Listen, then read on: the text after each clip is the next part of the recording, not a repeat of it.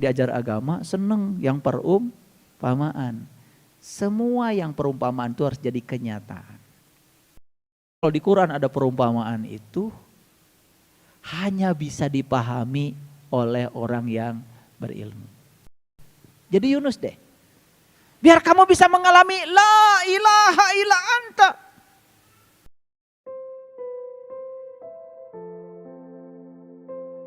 Mengapa Al-Quran dipenuhi kisah dan perumpamaan? Apakah cukup hanya mengetahui ceritanya? Kami akan memperlihatkan kepada mereka tanda-tanda kami di segenap penjuru dan pada diri mereka sendiri, sehingga jelaslah bagi mereka bahwa Al-Quran itu benar. Al-Quran berulang kali mengajak manusia untuk berpikir, memperhatikan, dan mengambil pelajaran. Sebagian ayat disampaikan secara langsung, sementara sebagian besar lainnya melalui kisah dan perumpamaan. Pertanyaannya, apakah kita berhenti pada cerita, atau kita berusaha menemukan hikmah yang dapat mengubah cara hidup kita?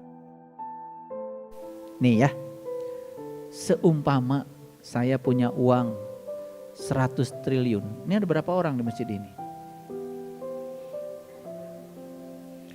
Saya bagi satu orang 1 triliun. Seumpama saya punya uang 100 triliun. Mau? Mau? Saya punya uang nih 100 ribu. Saya mau bagi satu orang 1.000. Mana yang dipilih? 100 ribu nyata atau 100 triliun tidak nyata? Tuh, pintar kalian teh. Tapi diajar agama seneng yang perumpamaan. Semua yang perumpamaan itu harus jadi kenyataan. Makanya di dalam Quran dikatakan, setelah kamu tahu kebenaran, maka aku tidak berbicara lagi kepada kamu dengan perumpamaan. Aku bicara kepadamu dengan nyata, senyata-nyatanya. Allah goib apa nyata? Nuta apal macana goib. Nu apal mah Allah teh nyata, senyata nyatanya. Wal awalu wal akhiru wal dhahiru wal batin.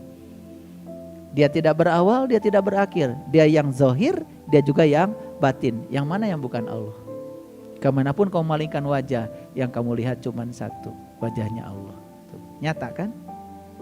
Nyata, anu tos apal mah. Anu can apal mah nyaeta perumpamaan kene. Dan perumpamaan-perumpamaan itu kami buat untuk manusia, agar mereka berpikir.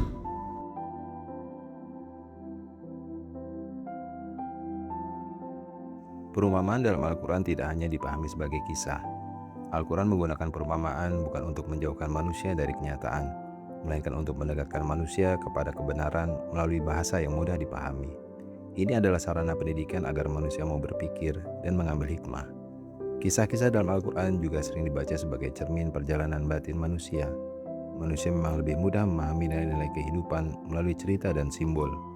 Namun, tujuan akhirnya bukan berhenti pada simbol, melainkan memahami pesan untuk mengubah cara berpikir, bersikap, dan bertindak. Mungkin inilah yang dimaksud ketika Al-Quran mengajak kita bukan sekadar mengetahui kebenaran, tetapi juga menghidupkannya dalam kehidupan sehari-hari. Mau nyata atau perumpamaan?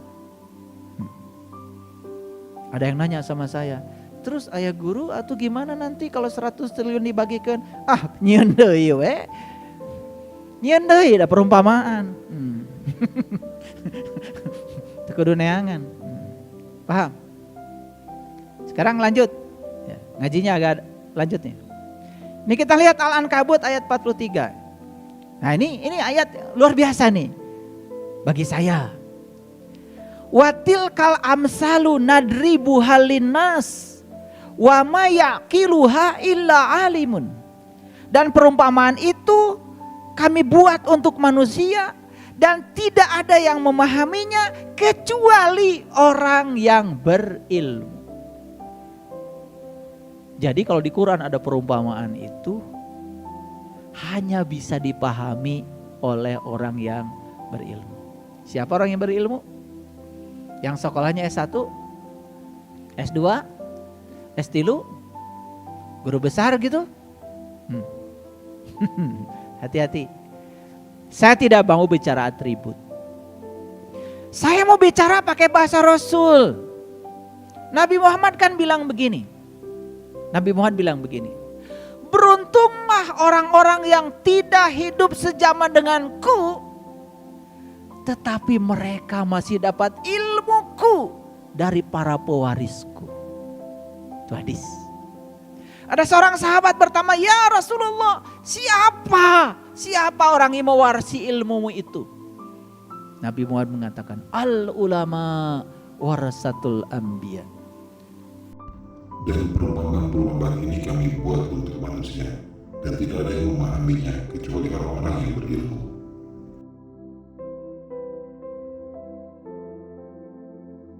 Perumpamaan dalam Al-Quran mengandung banyak hikmah yang mendalam.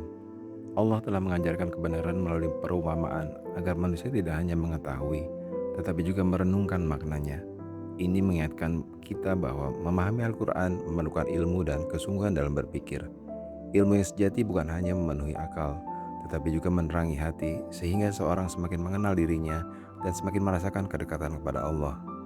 Pemahaman yang mendalam lahir ketika seorang mampu menghubungkan pengetahuan dengan pengalaman hidupnya. Karena itu, ilmu bukan sekedar menghafal ayat atau membaca banyak buku, melainkan membiarkan wahyu membentuk cara berpikir, cara memandang kehidupan, dan akhlak kita kepada sesama. Semakin bertambah ilmu, seharusnya semakin tumbuh kerendahan hati, karena setiap jawaban seringkali membuka pintu bagi pertanyaan-pertanyaan yang lebih mendalam. Jadi yang mewarisi ilmunya Nabi itu ulama. Jadi siapa ulama? Yang mewarisi ilmunya Nabi. Sekarang kita tanya ilmunya Nabi itu apa? Nabi cuma mengatakan, awwaluddin ma'rifatullahi ta'ala wa rasulih. Awalnya beragama adalah mengenal Allah dan Rasul.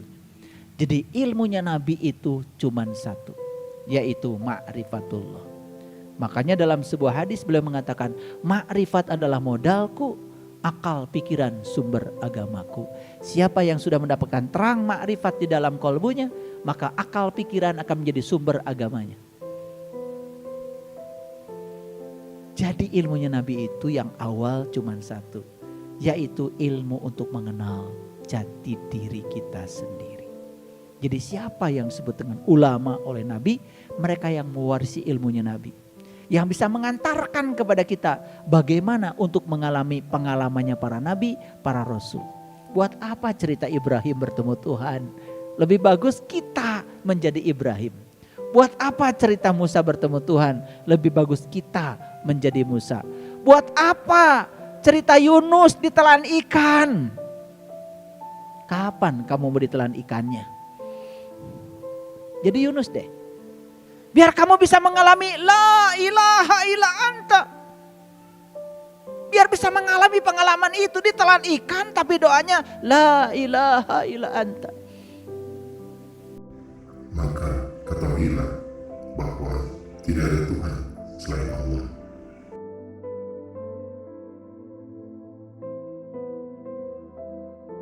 Jangan berhenti pada pengetahuan tentang kisah para nabi saja. Perjalanan para nabi selalu dimulai dengan pengenalan kepada Allah. Al-Quran tidak hanya mengajak manusia untuk beriman, tetapi juga untuk mengetahui dan merenungkan tanda-tanda kebesarannya. Dalam perjalanan menuju Allah yang disering disebut sebagai perjalanan ma'rifat, yaitu proses hati yang semakin mengenal Allah. Ma'rifat bukan sekedar pengetahuan intelektual, melainkan kedekatan batin yang terus tumbuh. Seseorang akan mengalami perubahan yang lebih mendalam ketika pengetahuan berubah menjadi pengalaman yang dihayati. Karena itu, kisah para nabi bukan sekedar sejarah untuk dikagumi, tetapi ada pesan teladan yang menggerakkan kita agar lebih sabar, lebih jujur, lebih penyayang, dan lebih sadar dengan kedekatan kepada Allah. Setiap orang memiliki perjalanan hidup yang berbeda, tetapi nilai-nilai yang diajarkan para nabi tetap dapat hidup dalam kehidupan kita hari ini. Ditelan ikan malah doanya la ilaha illa anta. Luar biasa. Ikan apa? Itu perumpamaan. Kalian pergi ke Mekah, ke Arab sana. Oh, di sini nih tempatnya ibu bapak dulu. Nabi Yunus ditelan ikan paus. Percaya. Di sini bapak ibu dulu Nabi Musa. Wah, dikejar Firaun. Kemudian Nabi Musa membelah laut dengan tongkatnya. Selesai saya dengar cerita bohong itu, ada yang tasbih tongkat Musa, tasbih tongkat Musa. Ada di Mekah mah nu dagang. Bohong teh kacida pisan. Cenah tongkat Musa anu dipake belah laut teh anu geus jadi tasbih. Dibareuli maraneh mah.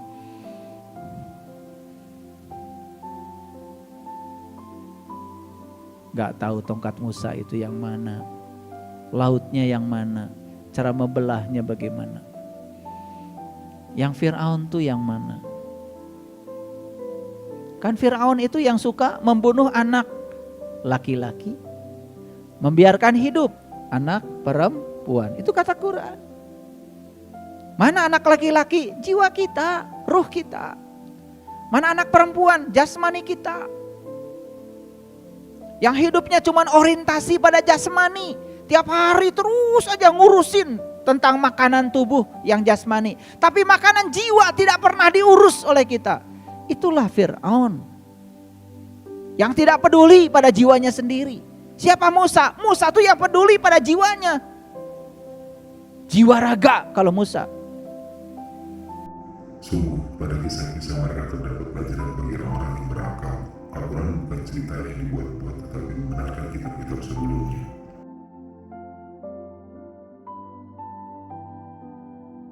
Kisah perjalanan para nabi bukan hanya sebuah cerita masa lalu. Al-Quran sendiri menegaskan bahwa kisah-kisah para nabi mengandung pelajaran yang mendalam bagi orang-orang yang menggunakan akalnya. Kisah para nabi sering direnungkan sebagai cermin perjalanan batin manusia. Misalnya, kesabaran Nabi Ayub mengajarkan keteguhan hati. Hijrahnya Nabi Ibrahim mengingatkan keberanian meninggalkan keterikatan yang menjauhkan diri dari Allah. Dan doa Nabi Yunus mengajarkan harapan ketika manusia merasa berada dalam kegelapan hidupnya. Ini untuk menunjukkan bahwa pesan Al-Quran tetap hidup dan relevan sepanjang zaman. Manusia belajar lebih dalam ketika mampu melihat dirinya sendiri di dalam sebuah kisah. Barangkali karena itulah Allah menghadirkan kisah-kisah para nabi, agar setiap generasi dapat menemukan cermin bagi perjalanan hidupnya sendiri. Makanya ada Fir'aun, ada Musa. Ada Musa, ada Fir'aun. Siapa Musa? Musa itu diri kita. Fir'aun juga bisa diri kita. Di sini saat ini sekarang. Bukan soal sejarah. Ada lagi. Musa, Fir'aun. Disingkat jadi Musafir. Jadi siapa musafir itu? Itu tuh Fir'aun yang sedang hijrah. Ingin jadi Musa. Kakara setengah. Disebutnya musafir kan gitu. Makanya orang sedang musafir disebutnya sedang safar. Berarti sedang melakukan perjalanan. Bagus. Daripada 100% Fir'aun. Kan kalau musafir berarti sudah setengah Fir'aunnya toh. Udah setengah Musa. Bagus itu. Saya doakan ya kalian. Setidak-tidaknya sudah setengah Musa udah bagus. Udah bagus itu. Daripada 100% Fir'aun. Ngerti sekarang? Jadi orang seperti apa yang mau kita cari? Karena Quran mengatakan watilkal amsalu nadribu halinas, dan perumpamaan ini kami buat untuk manusia, tidak ada yang mengetahuinya kecuali orang yang berilmu. Siapa yang berilmu itu? Yang mewarisi ilmunya para nabi. Ilmu apa? Ilmu untuk mengenal jati diri. Siapapun yang mewarisi ilmu itu, cari. Allah akan mengangkat derajat orang-orang yang beriman di antara kamu, dan orang-orang yang diberi ilmu beberapa derajat.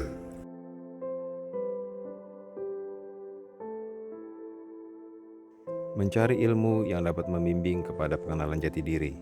Islam sangat memuliakan ilmu, namun ilmu yang dimaksud Al-Quran bukan sekedar banyaknya informasi, melainkan ilmu yang melahirkan keimanan, akhlak, dan kebijaksanaan. Seorang pembimbing ruhani bukanlah tujuan akhir, melainkan sahabat perjalanan yang mengingatkan manusia agar tidak berhenti pada dirinya, tetapi terus mengarahkan hati kepada Allah.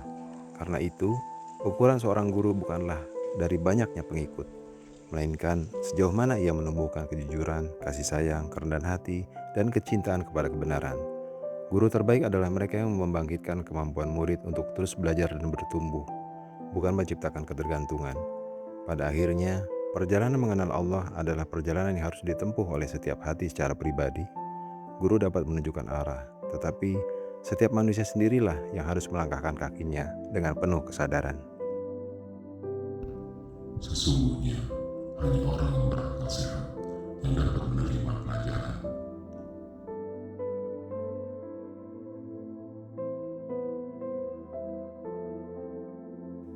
Perjalanan spiritual bukan perlombaan untuk merasa paling benar, melainkan perjalanan seumur hidup untuk semakin mengenal Allah dan memperbaiki diri. Al-Quran mengajak kita berpikir, merenung, dan mengambil pelajaran dari setiap tanda yang Allah hadirkan, baik di alam semesta maupun di dalam diri kita sendiri. Semoga setiap ayat yang kita baca tidak berhenti di lisan, tetapi bisa memahami dan turun ke hati, lalu menjelma menjadi akhlak yang membawa manfaat bagi sesama. Barangkali disitulah letak keindahan ilmu, bukan sekedar menambah pengetahuan, tetapi mengubah cara kita mencintai Allah, mencintai manusia, dan menjalani kehidupan.